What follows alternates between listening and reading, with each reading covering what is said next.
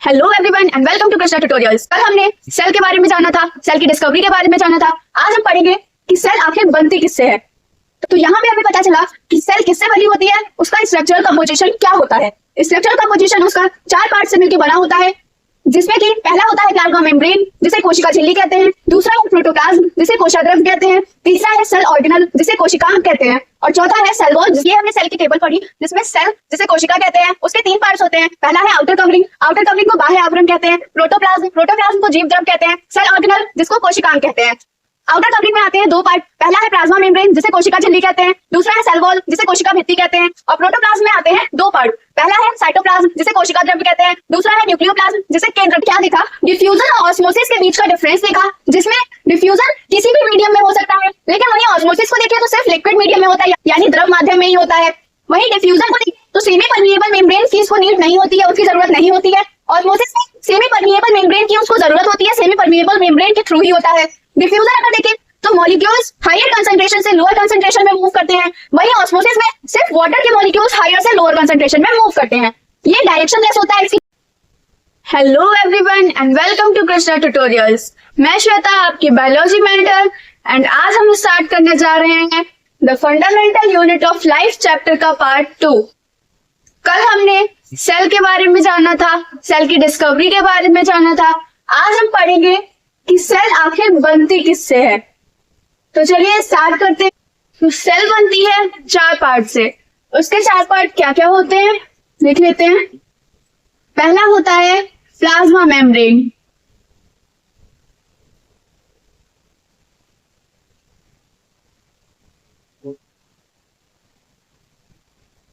Second होता है protoplasm.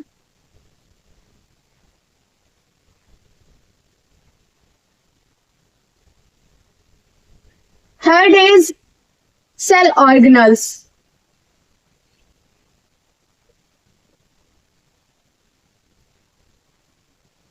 And the fourth one is cell wall. Plasma membrane को हिंदी में कहते हैं कोशिका झिल्ली।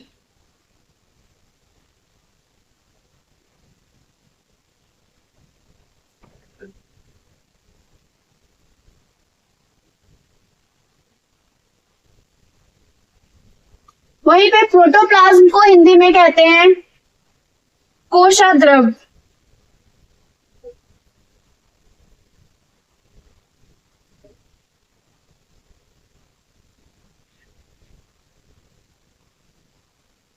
सेल ऑर्गेनल्स को हिंदी में कहते हैं कोशिकांग।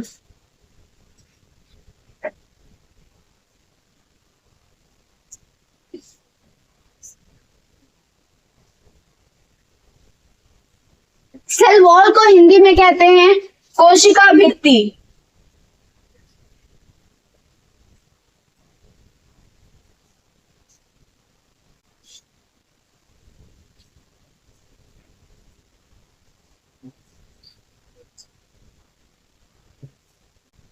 तो यहाँ पे हमें पता चला कि सेल किससे बनी होती है, उसका स्ट्रक्चरल कंपोजिशन क्या होता है। स्ट्रक्चरल कंपोजिशन उसका 4 पार्ट से मिलकर बना होता है, जिसमें कि पहला होता है प्लाज्मा मेम्ब्रेन जिसे कोशिका झिल्ली कहते हैं, दूसरा है प्रोटोप्लाज्म जिसे कोशाद्रव्य कहते हैं, तीसरा है सेल ऑर्गेनल जिसे कोशिकांग कहते हैं और चौथा है सेल वॉल जिसे कोशिका भित्ति कहते हैं। अब सवाल आता है कि आखिर ये होता क्या है, इसका मतलब क्या है। ठीक है, तो यहाँ पे हम जानते हैं प्लाज्मा मेम्ब्रेन ये होती है आउटर कवरिंग।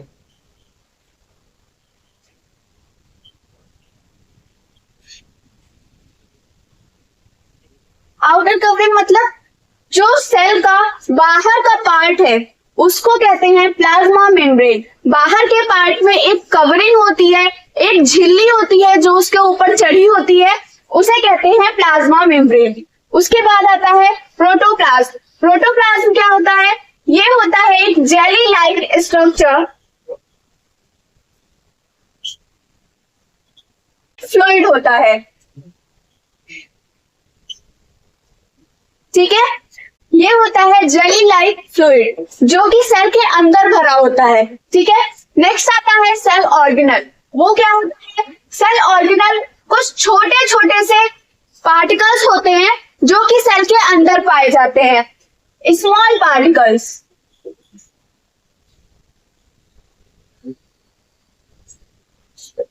कुछ स्मॉल पार्टिकल्स होते हैं जो कि सेल के अंदर पाए जाते हैं। वो क्या करते हैं? ये करते हैं स्पेसिफिक फंक्शन।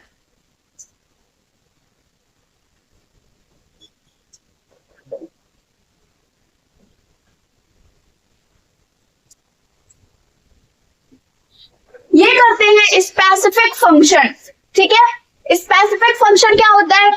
इनका एक सेपरेट काम रहता है, अलग अलग हर ऑर्गेनेल का काम रहता है, हर कोशिकाओं का अलग अलग काम रहता है, अपना अपना काम ये लोग करते हैं, ठीक है। सेल वॉल क्या होता है? सेल वॉल सिर्फ और सिर्फ प्लांट्स में पाई जाती है। ये हमने कल भी देखा था सेल थ्योरी में, राइट। ये यूनिक कैरेक्टर है।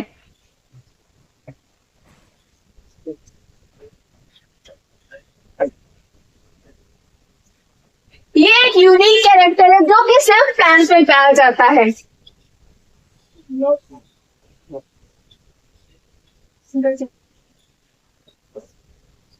ठीक है, इतना क्लियर हो गया। स्ट्रक्चरल कंपोजिशन क्या होता है सेल का? प्लाज्मा मेम्ब्रेन पाई जाती है, प्रोटोप्लाज्म पाया जाता है, सेल ऑर्गेनल पाए जाते हैं, सेल वॉल पाई जाती है। ओके, प्लाज्मा मेम्ब्रेन क्या होता है? ये आउटर कवरिंग होती है जो कि सेल के बाहर कवर करती है उसको, ठीक है। प्रोटोप्लाज्म क्या होता है? उसके अंदर जेली लाइक फ्लूइड पाया जाता है, वो उसको प्रोटोप्लाज्म कहते हैं। सेल ऑर्गेनल क्या होता है? उसके अंदर स्मॉल स्मॉल पार्टिकल्स पाए जाते हैं जो कि अपने स्पेसिफिक फंक्शन करते हैं। ओके, स्पेसिफिक फंक्शन क्या होता है? उनका अलग अलग काम रहता है, हर ऑर्गेनल अपना अपना अलग अलग काम करते हैं, ठीक है। सेल वॉल क्या होती है? सेल वॉल एक यूनिक कैरेक्टर है जो कि सिर्फ और सिर्फ प्लांट्स में पाया जाता है। इतना क्लियर हो गया? तो अब हम लोग स्ट्रक्चरल कंपोजिशन को एक टेबल के जरिए समझ लेते हैं। सेल के अंदर 3 पार्ट्स आते हैं। पहला होता है आउटर कवरिंग,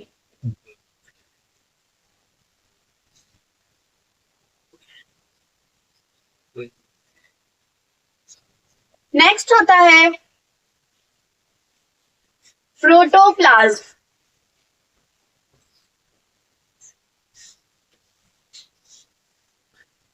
नेक्स्ट है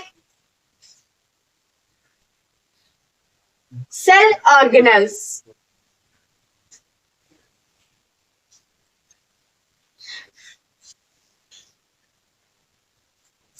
आउटर कवरिंग में 2 पार्ट्स आते हैं।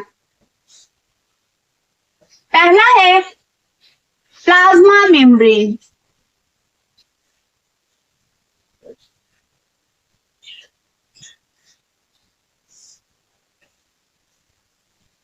नेक्स्ट आता है सेल वॉल।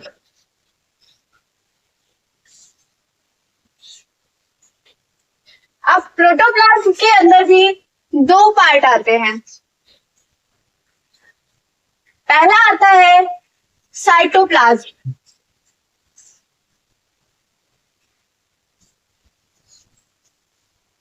नेक्स्ट आता है न्यूक्लियोप्लाज्म।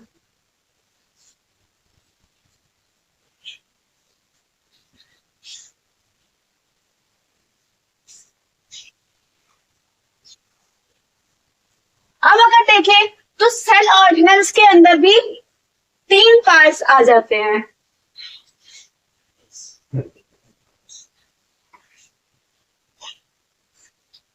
इसमें पहला होता है डबल मेम्ब्रेन, जिनमें कि डबल मेम्ब्रेन पाई जाती है, यानी कि 2 भित्तियां पाई जाती हैं।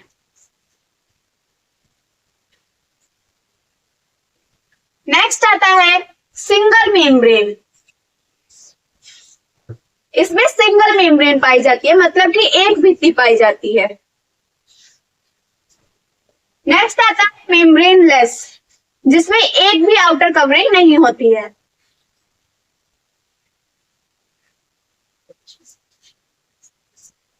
अब आता है डबल मेम्ब्रेन के अंदर क्या क्या आता है। डबल मेम्ब्रेन के अंदर आते हैं न्यूक्लियस, नेक्स्ट है माइटोकॉन्ड्रिया। अब माइटोकॉन्ड्रिया तो सबको पता ही होगा, पावर हाउस ऑफ सेल, ये तो हर जगह ही पता चलता है। नेक्स्ट आता है प्लास्टिड,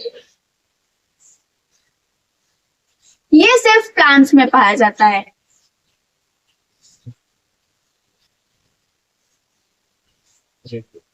नेक्स्ट सिंगल मेम्ब्रेन किस किस में पाई जाती है? तो ये पाई जाती है एंडोप्लाज्मिक रेटिकुलम में,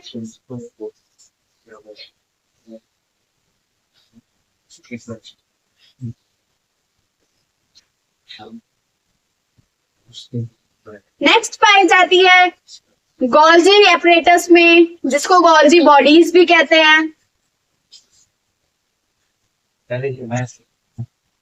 नेक्स्ट पाई जाती है वैक्यूल में।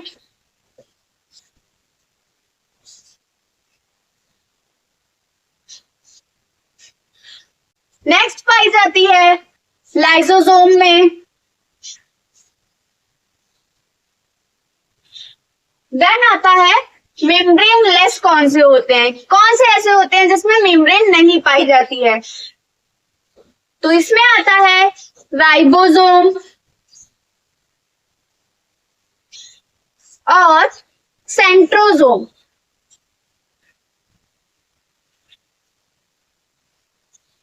सेंट्रोसोम सिर्फ एनिमल्स में पाया जाता है।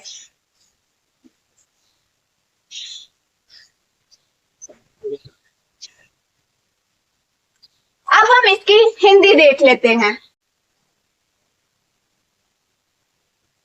तो ये हमने सेल की टेबल पढ़ी, जिसमें सेल जिसे कोशिका कहते हैं उसके 3 पार्ट्स होते हैं। पहला है आउटर कवरिंग, आउटर कवरिंग को बाह्य आवरण कहते हैं। प्रोटोप्लाज्म, प्रोटोप्लाज्म को जीव द्रव कहते हैं। सेल ऑर्गेनल, जिसको कोशिकांग कहते हैं। आउटर कवरिंग में आते हैं 2 पार्ट, पहला है प्लाज्मा मेम्ब्रेन, जिसे कोशिका झिल्ली कहते हैं। दूसरा है सेल वॉल, जिसे कोशिका भित्ति कहते हैं। और प्रोटोप्लाज्म में आते हैं 2 पार्ट, पहला है साइटोप्लाज्म, जिसे कोशिका द्रव्य कहते हैं। दूसरा है न्यूक्लियोप्लाज्म, जिसे केंद्रक द्रव्य कहते हैं। वहीं पे तीसरा है सेल ऑर्गेनल। सेल ऑर्गेनल में आते हैं 3 पार्ट हमारे, पहला है डबल मेम्ब्रेन, जिसे द्विकली कहते हैं। दूसरा है सिंगल मेम्ब्रेन, जिसे एक कली कहते हैं। और तीसरा है मेम्ब्रेन लेस, जिसे कला अनुपस्थिति कहते हैं। डबल मेम्ब्रेन में ये 3 आते हैं, पहला है न्यूक्लियस, जिसको केंद्रक कहते हैं। दूसरा है माइटोकॉन्ड्रिया, जिसको हिंदी में भी माइटोकॉन्ड्रिया ही कहते हैं। तीसरा है प्लास्टिड, जो कि सिर्फ और सिर्फ प्लांट्स में पाया जाता है, उसको हिंदी में लवक कहते हैं। नेक्स्ट आता है सिंगल मेम्ब्रेन में कौन से पार्ट्स हैं? पहला है एंडोप्लाज्मिक रेटिकुलम, जिसे अंतःपृष्ठीय जालिका कहते हैं। दूसरा है गोल्जी बॉडीज, जिसे गोल्जी काय कहते हैं। तीसरा है वैक्यूल, जिसे रिक्तिका कहते हैं। एंड लास्ट वन लाइसोसोम, जिसे लयन काय कहते हैं। मेम्ब्रेन लेस में 2 आ जाते हैं, पहला है राइबोसोम, इसको हिंदी में भी राइबोसोम ही कहते हैं। दूसरा है सेंट्रोसोम, जिसको तारक काय कहते हैं, और ये सिर्फ एनिमल्स में पाया जाता है। तो ये हमने सेल का पूरा फ्लो चार्ट देख लिया। अब हम इसको डिटेल में पढ़ते हैं। अब हम स्टार्ट करते हैं आउटर कवरिंग से। आउटर कवरिंग में सबसे पहला पार्ट आएगा प्लाज्मा मेम्ब्रेन।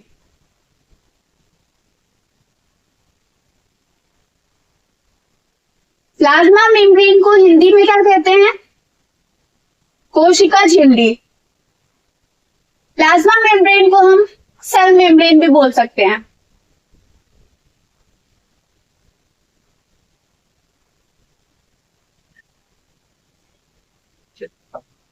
ठीक है, अब हम इसके बारे में देखते हैं।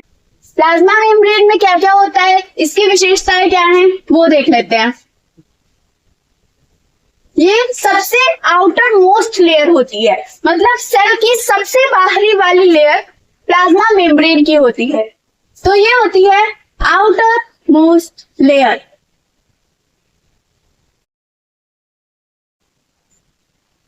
Of cell. नेक्स्ट क्या पॉइंट आता है? नेक्स्ट आता है आखिर प्लाज्मा मेम्ब्रेन बनी किसकी होती है? तो ये बनी होती है प्रोटीन और लिपिड्स की, made up of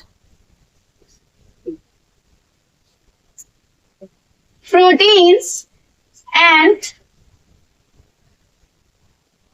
lipids. Next आता है आखिर कितनी मोटी होती है, कितनी पतली होती है? तो इसकी थिकनेस होती है, थिकनेस यानी कि मोटाई, थिकनेस होती है इसकी 75 एंगस्ट्रॉम। ओके, एंगस्ट्रॉम एक यूनिट होती है जिसके बारे में आप फिजिक्स में पढ़ेंगे। नेक्स्ट आता है कि आखिर ये क्या होती है? आउटर मोस्ट अगर कवरिंग होती है ये, तो ये किसको अंदर जाने देती है, किसको बाहर आने देती है? तो ये होती है selectively permeable.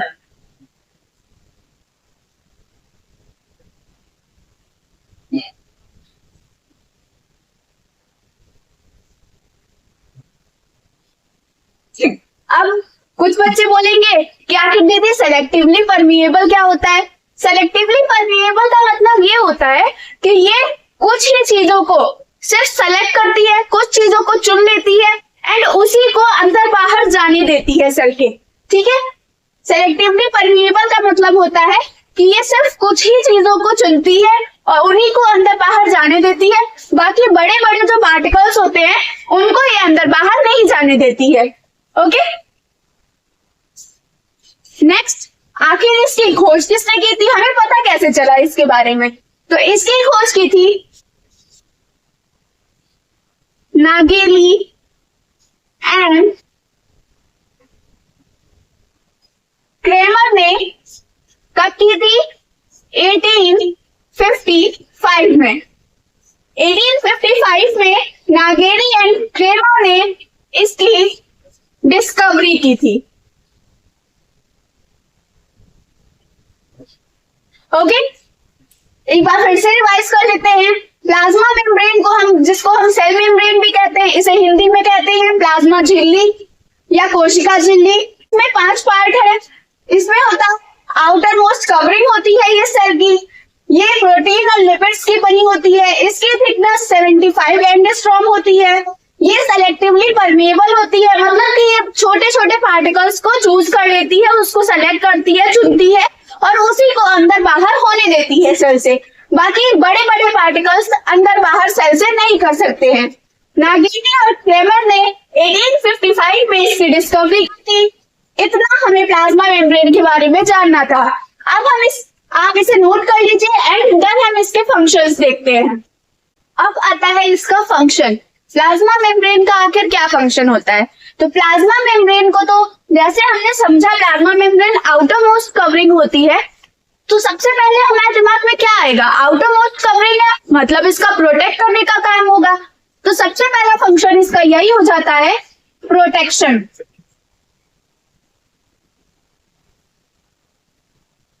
Protection of cell from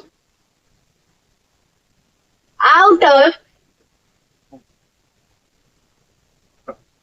environment, मतलब ये सेल का प्रोटेक्शन करता है बाहरी वातावरण से। ठीक है, नेक्स्ट क्या आएगा? नेक्स्ट हमारे दिमाग में क्या आया? अभी हमने बताया था ये सेलेक्टिवली परमिएबल होता है, तो ये भी इसका एक फंक्शन है, सेलेक्टिवली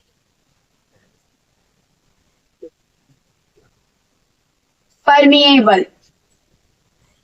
अब सेलेक्टिवली परमिएबल है तो नेक्स्ट क्या आएगा? सिंपल सी बात है, यहां से हमें पता चल रहा है कि वो सब्सटेंसेस को बाहर लेके जा रहा है सेल से और सेल के अंदर भी लेकर आ रहा है। तो इसका एक और पॉइंट हो जाएगा, controls the movement of substances in and out।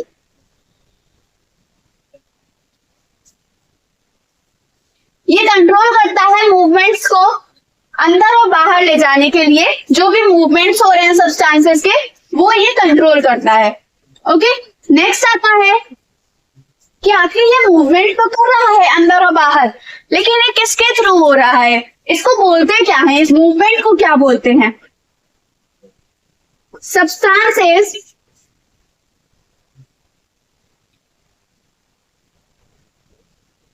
enters or exits via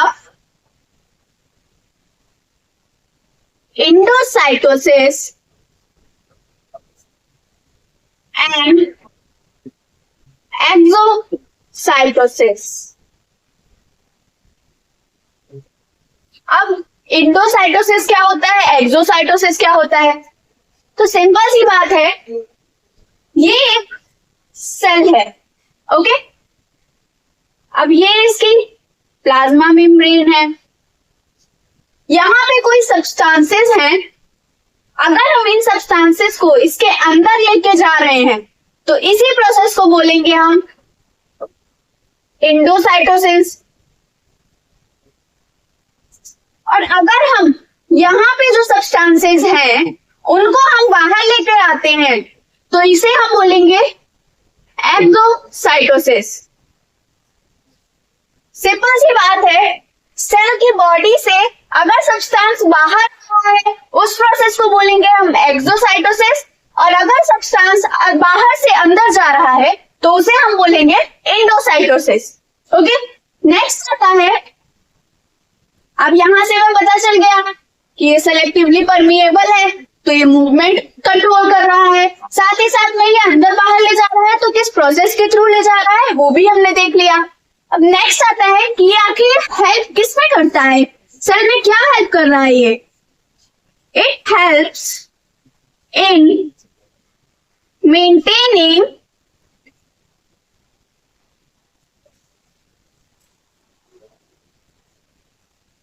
cell growth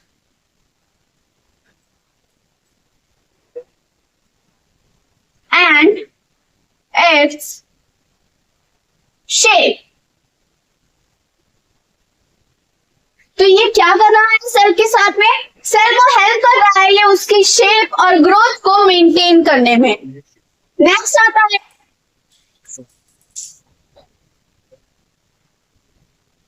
कि आखिर ये मेंटेन कर रहा है उसका शेप और ग्रोथ। ओके, तो उसके साथ साथ में ये और भी तो कुछ काम करता होगा ना सेल के लिए। हाँ, ये एब्जॉर्प्शन का काम भी करता है। एब्जॉर्प्शन का काम कैसे करता है? इसमें एक माइक्रोविलाइज बन जाते हैं, माइक्रोविलाइज। माइक्रोविलाइज के थ्रू ये क्या करता है, जो कि सरफेस एरिया इंक्रीज कर देते हैं। सरफेस एरिया इंक्रीज करने की वजह से ये क्या करता है, एब्जॉर्प्शन कर पाता है। एब्जॉर्प्शन क्या होता है? एब्जॉर्प्शन होता है ये किसी चीज को अपने अंदर समा पाता है। सरफेस एरिया इंक्रीज करने की वजह से ये एब्जॉर्प्शन करता है। अब माइक्रोविलाई क्या होता है? बहुत सारे बच्चे होंगे जिनको माइक्रोविलाई नहीं पता होगा, क्योंकि ये छोटे क्लासेस में नहीं पढ़ाया जाता है, ये आगे चल के आपको पढ़ाया जाएगा। तब तक हम आपको थोड़ा सा आइडिया दे देते हैं। जैसे कि मान लीजिए ये हमारी सेल की अंदर की वॉल है, ठीक है, ये हमारा हो गया प्लाज्मा मेम्ब्रेन। अब इसी प्लाज्मा मेम्ब्रेन पे कुछ आ जाएंगे फिंगर लाइक स्ट्रक्चर्स। यही फिंगर लाइक स्ट्रक्चर्स को हम बोलते हैं माइक्रोविलाई। यही finger like structures plasma membrane का सरफेस एरिया बढ़ा करके एब्जॉर्प्शन करा रहे हैं। तो ये प्लाज्मा मेम्ब्रेन के सारे फंक्शंस हो गए, आप इसको नोट कर लो एंड देन हम आगे देखेंगे। अब नेक्स्ट आता है ट्रांसपोर्ट। प्लाज्मा मेम्ब्रेन के थ्रू आखिर ट्रांसपोर्ट कैसे होता है? ट्रांसपोर्ट के दो प्रोसेस होते हैं, दो तरीके से ट्रांसपोर्ट हो सकता है। पहला तो डिफ्यूजन के थ्रू, और दूसरा होता है ऑस्मोसिस के थ्रू।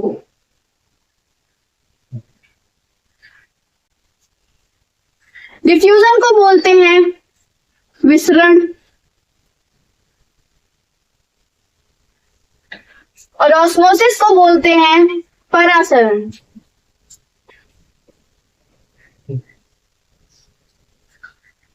पहले हम डिफ्यूजन के बारे में देखते हैं। डिफ्यूजन क्या होता है? सिंपल सी बात है, डिफ्यूजन तो गैसेस का होगा। ओके, गैसेस का कैसे होगा? जैसे मान लो ऑक्सीजन, कार्बन डाइऑक्साइड, ये गैसेस हैं, ठीक है।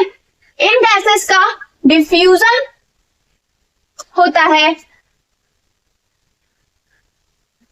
हायर कंसंट्रेशन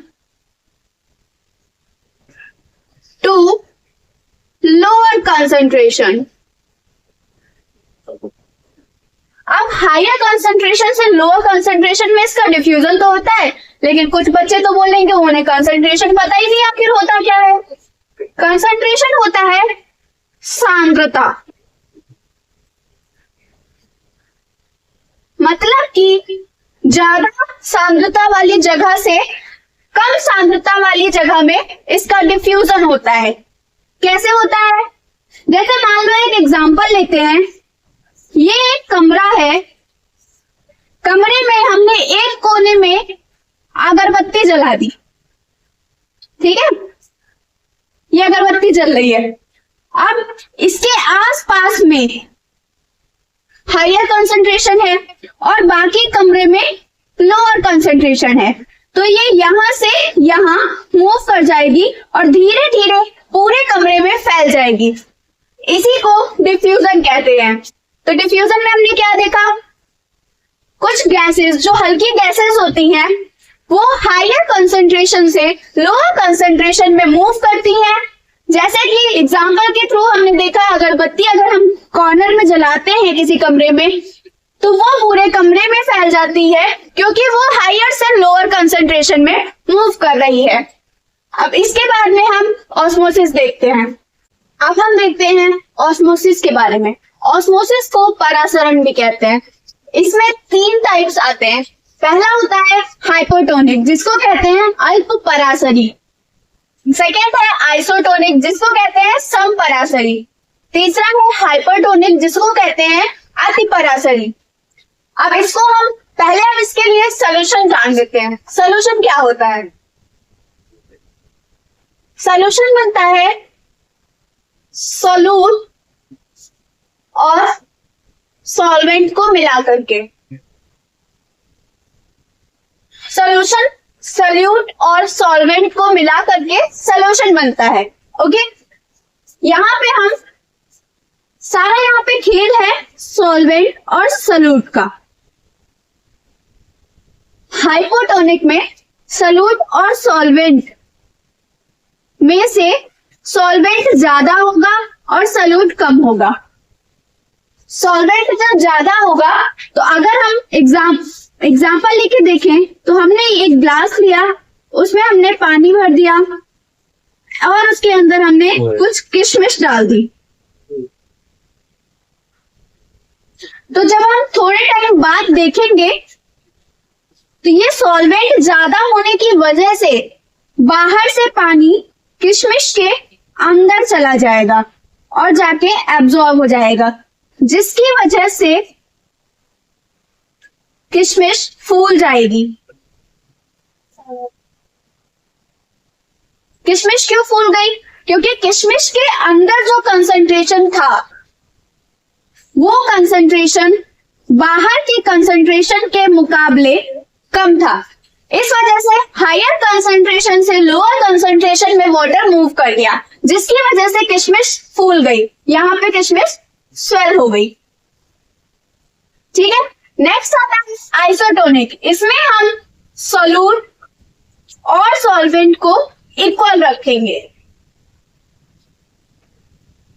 जब हम सोल्यूट और सॉल्वेंट को इक्वल रखेंगे तो इसके एक्सपेरिमेंट में जब हम ग्लास में किशमिश को डालेंगे तो क्या होगा? किशमिश को डालने पे ना ही पानी अंदर जाएगा ना ही पानी बाहर जाएगा। इससे क्या होगा, जैसा कि किशमिश हमने डाला था वैसा का वैसा हमें मिलेगा। ओके, इसमें एक इक्विलिब्रियम आ गया।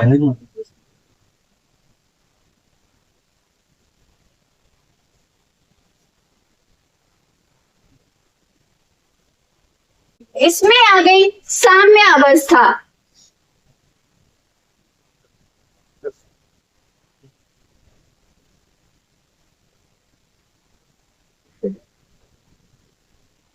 नेक्स्ट आता है हाइपरटोनिक। अब इसमें क्या होगा, इसमें सोल्यूट ज्यादा होगा और सॉल्वेंट कम होगा। मान लो हमने एक ग्लास लिया और उसमें हमने चीनी घोल दी, तो उसमें हमने सलूट की मात्रा ज्यादा कर दी है, यहाँ पे पानी की मात्रा कम है। तो इसमें जब हम किशमिश को डालेंगे और थोड़ी देर बाद जब हम इसको देखेंगे तो किशमिश पिचक जाएगी, हमारी किशमिश पिचक गई। कैसे पिचक गई, इसमें क्या हुआ, जो किशमिश के अंदर का कंसंट्रेशन था उसके मुकाबले ये जो पानी का कंसंट्रेशन था वो कंसंट्रेशन कम था।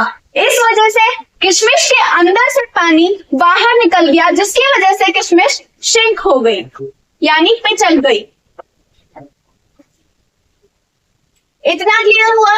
ऑस्मोसिस जिसको परासरण कहते हैं, उसके 3 पार्ट हमने देखे।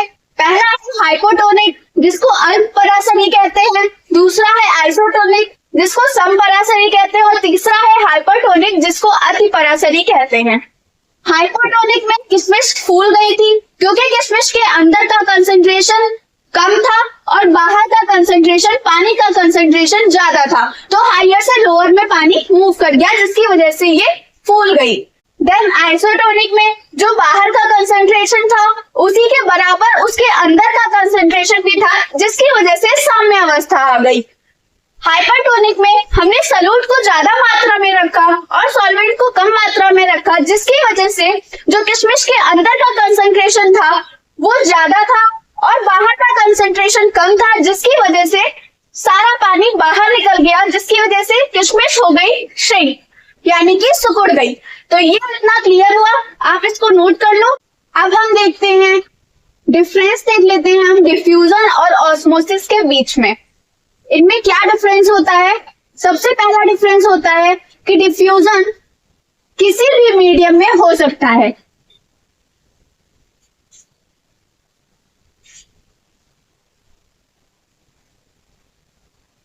किसी भी माध्यम में हो सकता है। ऑस्मोसिस का क्या होता है, ये सिर्फ लिक्विड मीडियम में होता है।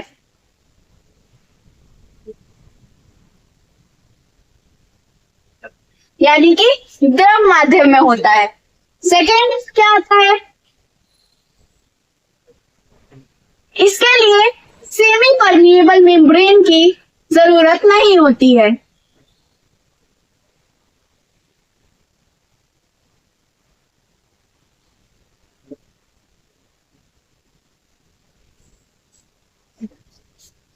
और इसमें क्या होता है, इसमें सेमी परमिएबल मेम्ब्रेन की जरूरत होती है।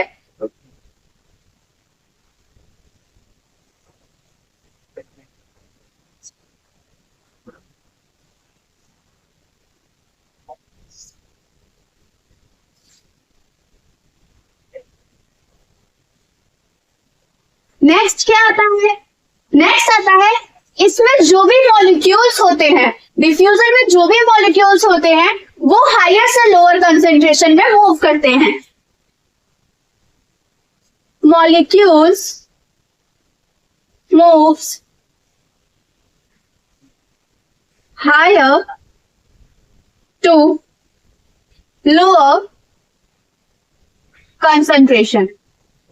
लेकिन वहीं पे अगर ऑस्मोसिस में देखें तो ऑस्मोसिस में सिर्फ वाटर के मॉलिक्यूल्स ही हायर से लोअर कंसंट्रेशन में मूव करते हैं। Only molecules of water moves from higher to lower concentration. Next क्या आता है? नेक्स्ट आता है डिफ्यूजन किसी भी डायरेक्शन में हो सकता है, यानी कि ये डायरेक्शन लेस होता है.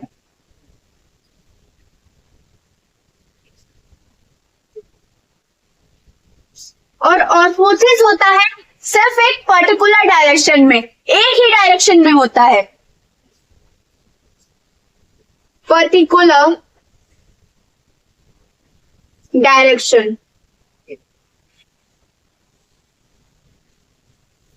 नेक्स्ट आता है डिफ्यूजन में किसी भी और पार्टिकल का इन्वॉल्वमेंट जरूरी नहीं होता है, उससे कुछ भी इफेक्ट नहीं पड़ता है.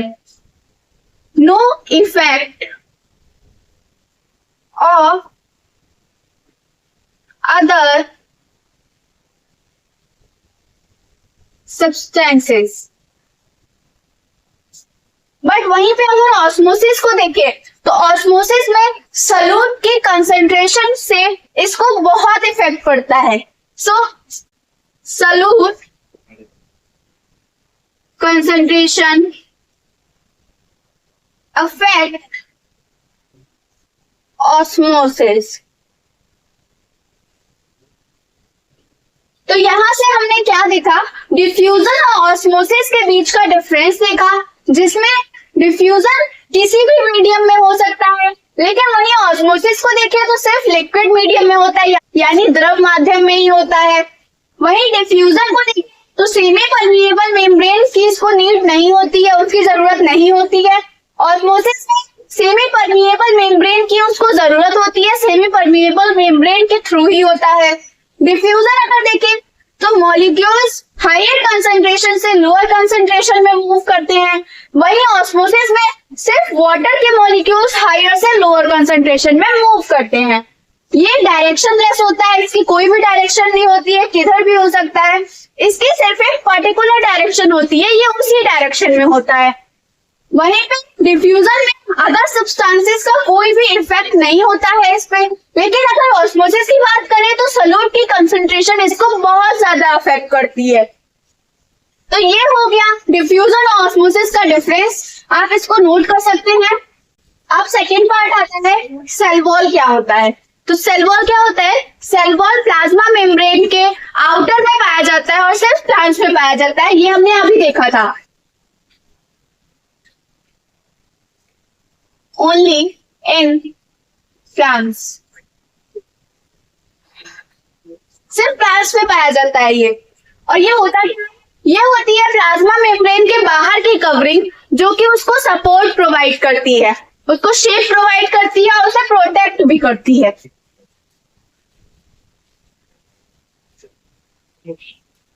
Outer covering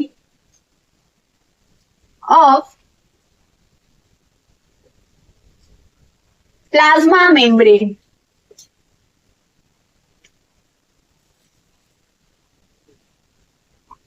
Provide support and shape to our cell. अब बात आती है कि ये प्लांट्स में पाई तो जाती है, लेकिन आखिर ये बनी किसकी होती है? तो ये बनी होती है सेलुलोज की, हेमी सेलुलोज की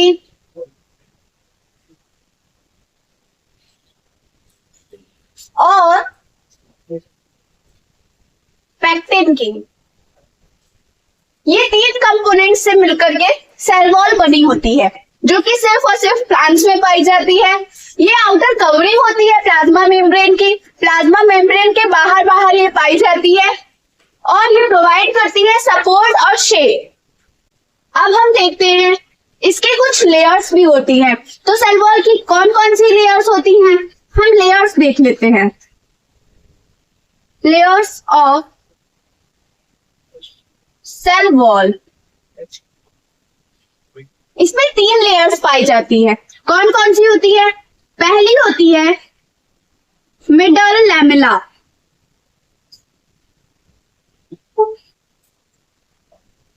सेकेंड होती है primary cell wall,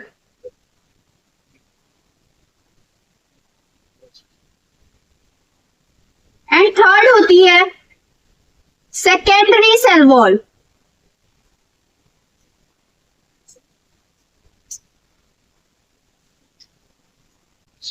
middle lamella को हिंदी में कहते हैं मध्य पटलिका।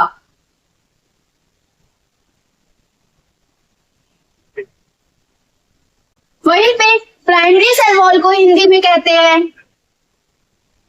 प्राथमिक कोशिका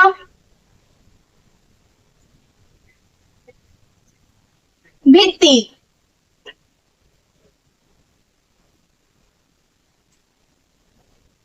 सेकेंडरी सेल वॉल को हिंदी में कहते हैं द्वितीय कोशिका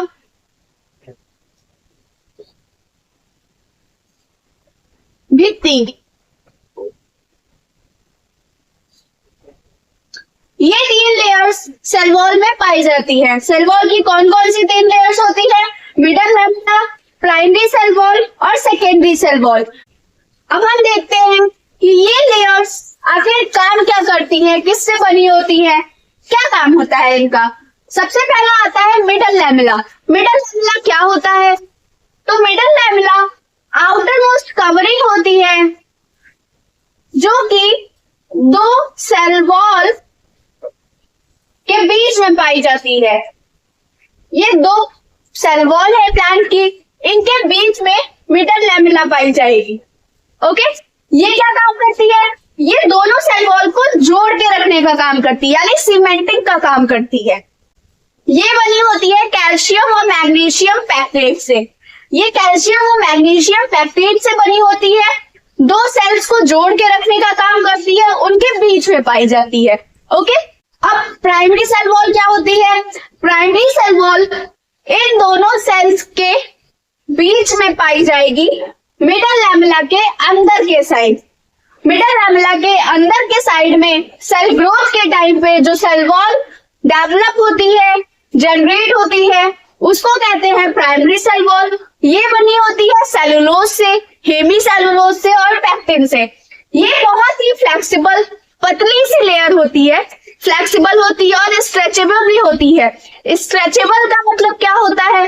फ्लेक्सिबल का मतलब क्या होता है? फ्लेक्सिबल मतलब बहुत ही लचीली होती है और साथ ही साथ में इसको हम खींच भी सकते हैं। स्ट्रेचेबल मतलब खिंचाव भी इसमें बहुत होता है। नेक्स्ट आता है secondary cell wall. Secondary cell wall क्या होती है? सेकेंडरी सेल वॉल तब बनना स्टार्ट होती है जब सेल ग्रोथ रुक जाती है। सेल ग्रोथ के रुकने के टाइम पे सेकेंडरी सेल वॉल बनती है। सेकेंडरी सेल वॉल कैसी होती है? सेकेंडरी सेल वॉल बनती है सेलुलोज से, हेमी सेलुलोज से और लिग्निन से। ये मैच्योर सेल्स में पाई जाती है, जैसे कि जाइलम। मैच्योर सेल्स में सेकेंडरी सेल पाई जाती है, ये ग्रोथ स्टॉप होने पे बनना स्टार्ट होती है। Primary cell wall growth start होने पे बनती है, जो कि मिडल लैमेला के अंदर के साइड में बनती है। मिडल लैमेला क्या होता है? मिडल लैमेला सीमेंटिंग का काम करता है, 2 सेल्स के बीच की लेयर बनाता है, आउटर मोस्ट कवरिंग होती है। तो इतना हमने लेयर्स के बारे में पढ़ा। अब हम इसके फंक्शंस देखते हैं। अब आता है फंक्शन। अब फंक्शन क्या होता है? सेल वॉल का क्या फंक्शन है? प्लाज्मा मेम्ब्रेन का फंक्शन तो हमने देख लिया। अब सेल वॉल का फंक्शन देखेंगे। सेल वॉल का फंक्शन क्या है? सबसे पहले तो ये प्लाज्मा मेम्ब्रेन से भी ऊपर में पाई जाती है, तो इसका फंक्शन होता है प्रोवाइड स्ट्रेंथ। ये स्ट्रेंथ प्रोवाइड करती है, यानी कि रिजिड होती है ना सेल वॉल। सेल वॉल के रिजिड होने की वजह से ये सेल को स्ट्रेंथ प्रोवाइड करती है, उसे कठोर बनाती है। नेक्स्ट आता है ये फ्रीली परमिएबल होता है।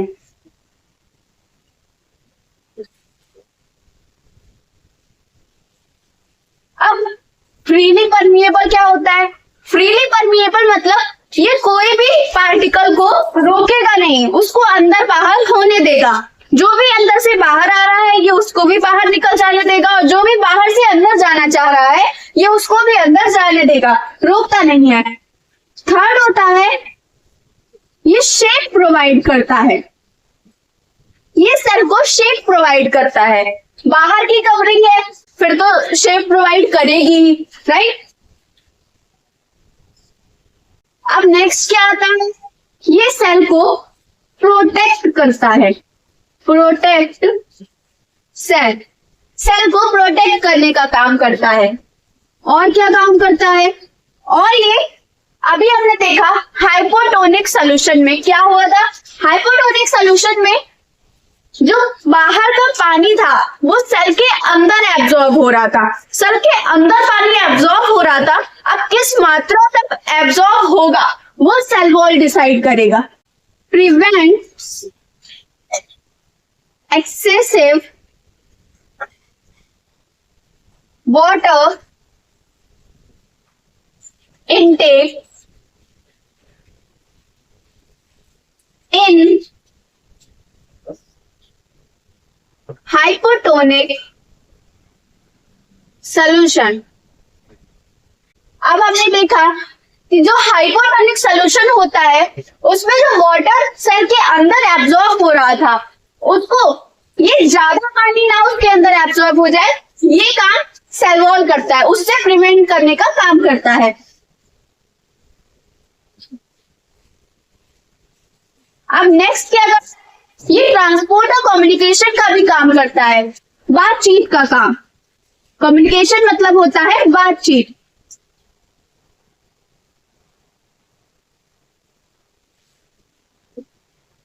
ट्रांसपोर्टेशन एंड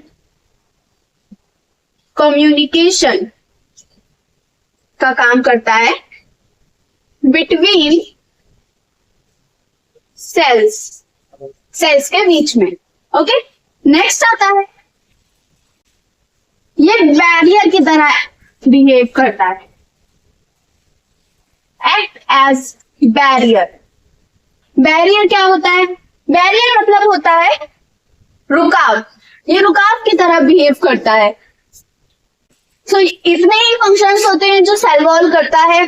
सेल वॉल के फंक्शंस एक बार फिर से रिवाइज कर लेते हैं। ये स्टेम्स प्रोवाइड करता है सेल को, फ्रीली परमिएबल होता है मतलब कि पार्टिकल्स को अंदर बाहर होने देता है, शेप प्रोवाइड करता है, ये शेप प्रोवाइड करता है, प्रोटेक्ट करता है सेल को, और ये एक्सेसिव वाटर इनटेक को प्रिवेंट करता है, ट्रांसपोर्टेशन और कम्युनिकेशन का काम करता है सेल्स के बीच में, और एक बैरियर की तरह भी काम करता है। सो इतना आप लोग नोट कर लीजिए।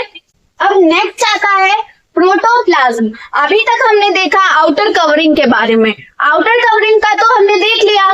नेक्स्ट है प्रोटोप्लाज्म। प्रोटोप्लाज्म में क्या होता है? अभी हमने पढ़ा था, ये होता है jelly like fluid. Jelly like fluid, ये जेली लाइक फ्लूइड होता है। अब बात आती है कि प्रोटोप्लाज्म को आखिर डिस्कवर किसने किया? प्रोटोप्लाज्म की डिस्कवरी की थी परकिंजे ने।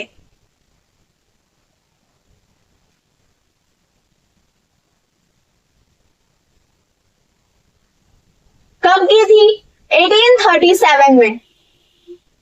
1837 में परकिंजे ने प्रोटोप्लाज्म की डिस्कवरी की थी, जिसको हम कहते हैं जेली लाइक फ्लूइड। अब इसके हम पार्ट्स देख लेते हैं। प्रोटोप्लाज्म में भी कुछ पार्ट्स होते हैं। अभी हमने पढ़ा था इसके दो पार्ट होते हैं। पहला होता है साइटोप्लाज्म,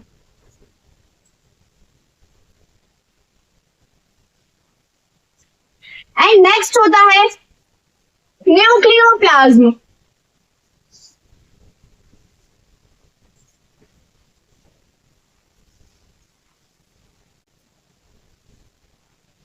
अब साइटोप्लाज्म और न्यूक्लियोप्लाज्म के बारे में तो थोड़ा बहुत तो हमने जान लिया कि ये होता क्या है। साइटोप्लाज्म क्या होता है? सेल के अंदर जो फ्लूइड पाया जाता है, सेल के अंदर यानी प्लाज्मा मेम्ब्रेन और न्यूक्लियस के बीच में जो भी फ्लूइड पाया जाता है उसे कहते हैं cytoplasm. Fluid between nucleus and plasma membrane.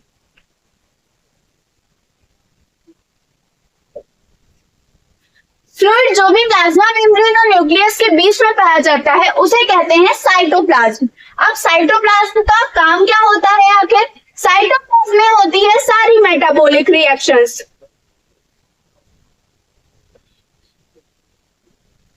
Metabolic reaction मतलब हमारे शरीर में जो भी रिएक्शंस हो रही हैं वो सारी रिएक्शंस कहाँ परफॉर्म होती हैं, कहाँ होती हैं? वो होती है साइटोप्लाज्म के अंदर। नेक्स्ट क्या होता है इसके अंदर? इसी के अंदर सारे ऑर्गेनल्स पाए जाते हैं।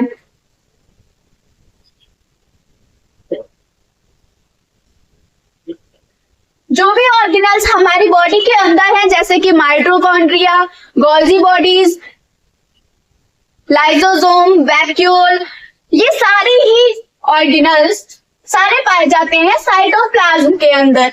नेक्स्ट आता है न्यूक्लियोप्लाज्म। अब फिर न्यूक्लियोप्लाज्म क्या होता है? न्यूक्लियोप्लाज्म होता है न्यूक्लियस के अंदर का फ्लूइड। न्यूक्लियस के अंदर का फ्लूइड होता है nucleoplasm. Fluid of nucleus.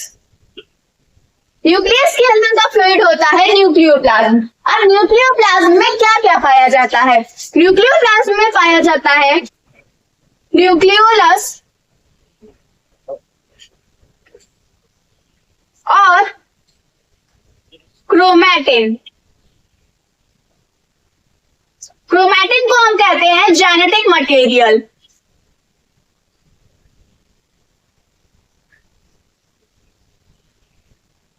Chromatin होता है हमारा जेनेटिक मटेरियल।